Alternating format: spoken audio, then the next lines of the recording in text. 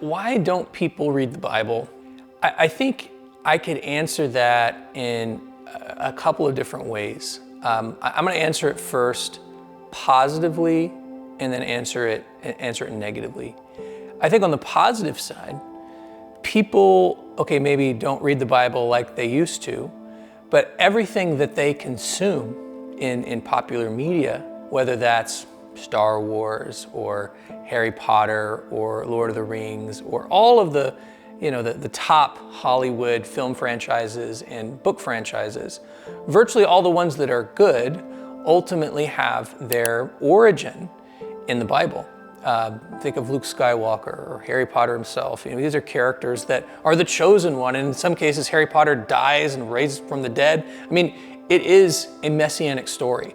So I think that there is a sense in which the modern world, just like every culture, has always tapped into the things the Bible discusses, this heroic story where someone from outside of our world has come in and saved people and even suffered death. And so on the positive side, I think that the main theme and thrust of what the Bible talks about, people are still heavily invested in until today.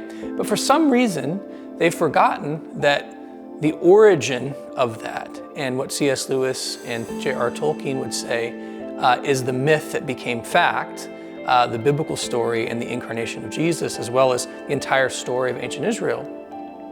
They've lost a connection with that story, either because they've been preached at too much, or they've seen it only as a series of moral tales with no relevance to their lives. But I believe that people always are going to have a kind of meta-narrative that governs their life, some big piece of story, some big story that drives them and motivates them.